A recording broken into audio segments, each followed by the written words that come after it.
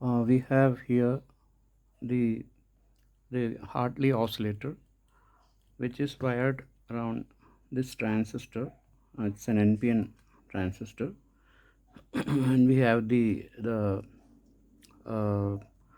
the split inductor. Here the coil is wound from the ground. A few turns from the ground, it is tapped, and this is the tapping, which is the connection is given here, and the rest of the turns, that is the more number of turns from here to the other end. so so from this, which is the ground, and then a tapping after a few turns, and then the rest of the turns, which is at the other end. So that is how this coil is wound, and we have the slug core, as you can see, and we also have this tuning capacitor, which is connected from the ground and the extreme end of this, the hot end of this inductor. So that is how this is the coil, the inductor and capacitor is connected. And here the transistor base, we have given a 470 ohm resistor to the collector, that is the collector resistor, which is given to the supply voltage, which is 220 ohm, and this resistor is the emitter resistor, which is connected to the ground.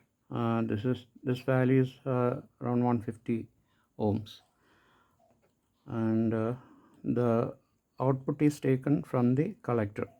So this is the output capacitor, which is like a 33 pf value. It's a coupling capacitor. So we have the base connected to the extreme, the hot end of the coil is connected using a 1 kilo pf to the base of the transistor, and then the emitter of the transistor is connected to the tapping end using a 0.01 microfarad capacitor. So this is the simple circuit arrangement for the Hartley oscillator. So we'll just connect the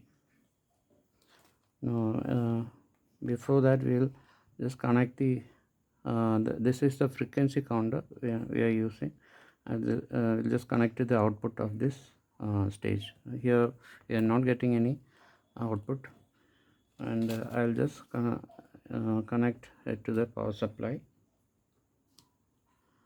So right now the oscillator has started to oscillate, and it's showing 2.14 megahertz. So with this tuning capacitor, we can vary the capacitor value, the capacitor value, and thereby we can adjust the frequency of this oscillator.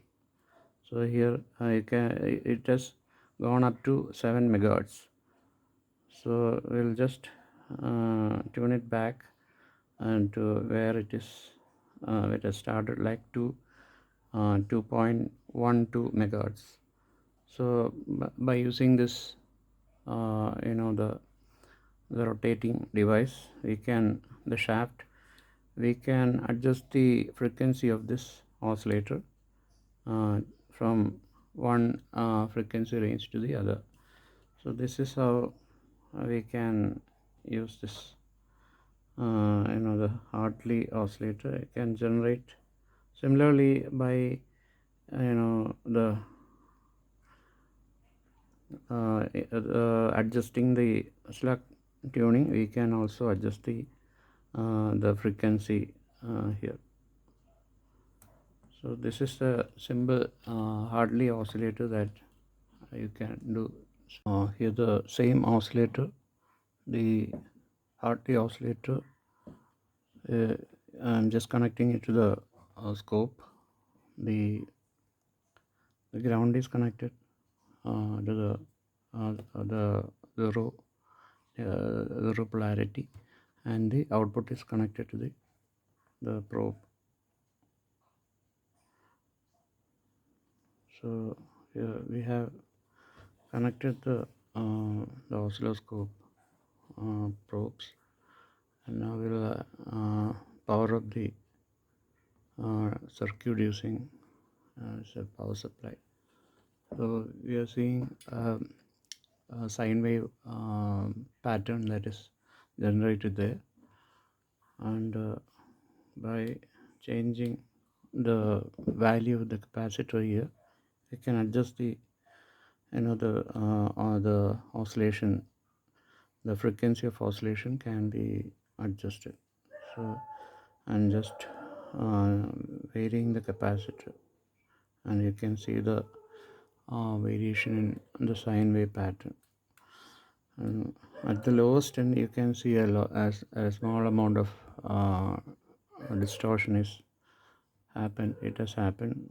It's in the lowermost part, and towards the higher side, most of the waveform is very clear. It's a clean waveform. When you go to the higher side, mostly the waveform is clear. So this is how you can see the waveform in a scope.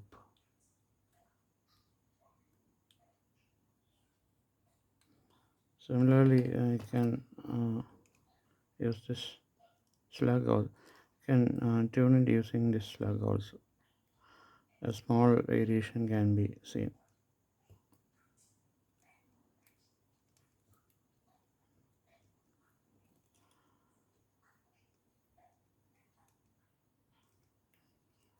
So this is how we can vary using the capacitor, varying the capacitor value, and also adjusting the inductor. You can adjust the inductor to vary the frequency. You can see the frequency changing there. When you vary the capacitance, you can adjust the frequency. So this is how it can use the scope to view this waveform. Thank you.